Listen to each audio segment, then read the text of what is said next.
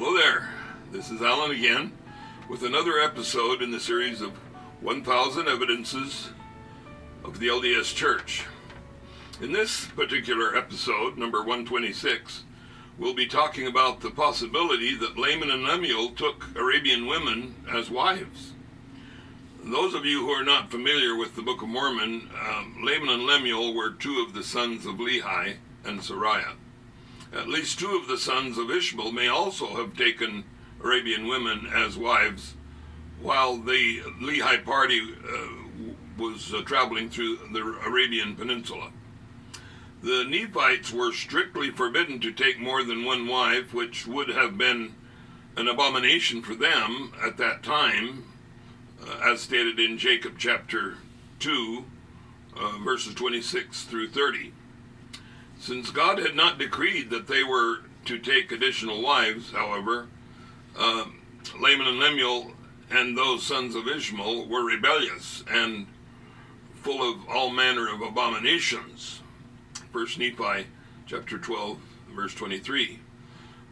They were refusing to follow the decrees of the Lord. How is this an evidence? Ever since the Book of Mormon was first published, critics have questioned its claim that the Native American ancestry originated in the Middle East. And here's a list of factors which provide credibility to the likelihood of Arab women having been taken as wives of Laman and Lemuel. Number one, the Lamanite population grew much faster than that of the Nephites in a relatively short period of time. Number two, Nephi described some of Lehi's party as Ishmaelitish women and others as the sons of Ishmael. This wording suggests two different Ishmaels. One was Lehi's contemporary. The other was the son of Abraham and Hagar from generations before, whose posterity populated the Arabian Peninsula. The third factor is that the Arabian tribes traditionally raided each other as well as travelers from afar. Likewise, the Lamanites were continually raiding not only their enemies, the Nephites, but they also raided each other in the various different tribes. You can read about that in Mosiah chapter 10, verses 1 through 7, Alma chapter 17, verses 26 through 37. The fourth factor, Arabs have traditionally eaten their meat raw, calling it bastar. So also the Lamanites lived mainly on raw meat, according to Enos chapter 1, verse 20.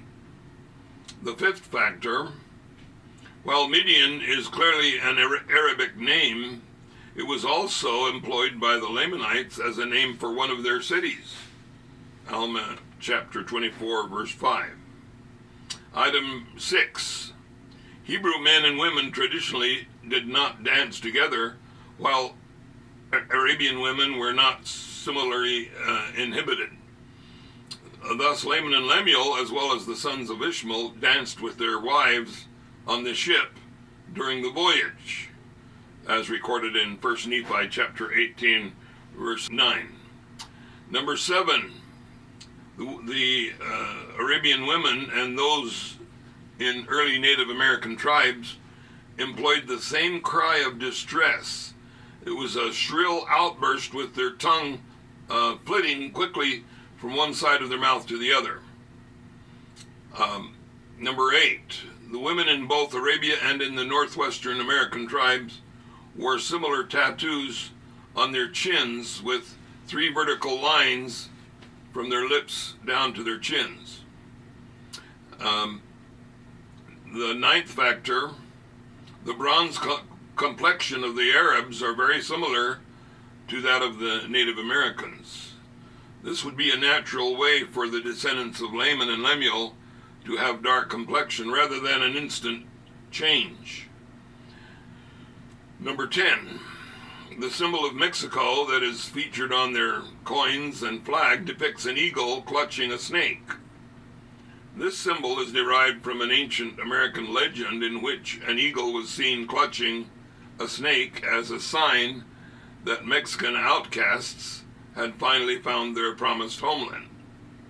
See Michael Gaulick, Myths of Ancient Mexico, University of Oklahoma Press, 1997, pages 241 to 243, and Michael E. Smith, The Aztecs, Blackwell Publishers, 1996, page 45.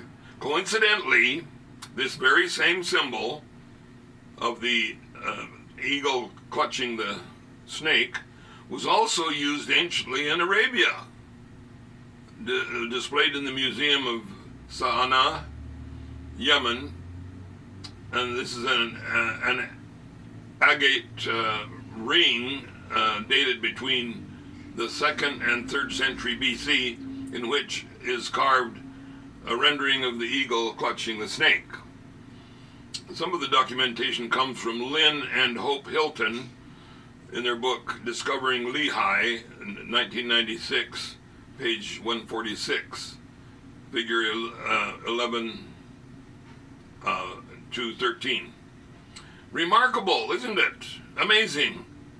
We have much more coming up in future episodes. Don't miss any of them. And remember, call. Don't fall. Call on the Lord for guidance. Don't fall for dark criticisms spreading out from the shadows.